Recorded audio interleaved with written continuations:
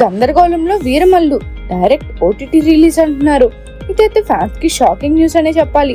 ఆ వివరాలన్నీ చూసుకునే ముందు మన ఫిల్మీ బౌల్ ఛానల్ ని లైక్ చేయండి, షేర్ చేయండి, సబ్స్క్రైబ్ చేసుకోండి. Hello movie lovers, power star Pawan Kalyan హీరోగా, నిధి అగర్వాల్ కథానాయికగా, క్రిష్ జాగర్లముడి, జ్యోతికృష్ణ సంయుక్త దర్శకత్వంలో రూపొందుతున్న భారీ పీరియాడిక్ డ్రామా హరిహర వీరమల్లు కోసం అభిమానులు ఆతృతగా ఎదురుచూస్తున్నారు. ఈ చిత్రం విడుదల తేదీ చుట్టూ గందరగోళం నెలకొంది.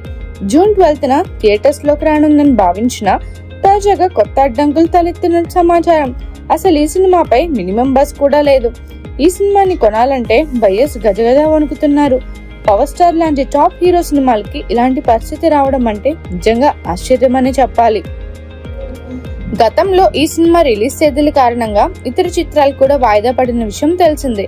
ఇప్పుడు మళ్ళీ అదే సమస్య తలెత్తినట్టు కనిపిస్తుంది. అయితే ఈసారి ఇతర సినిమాలు వెనక్కి తగ్గే అవకాశం కనిపించడం లేదని, పవన్ చిత్రమే కొత్త రిలీజ్ డేట్ ను ఎంచుకోవాల్సి ఉంటుందని ఫిలిం వర్గాల్లో జోరుగా చర్చ నడుస్తుంది.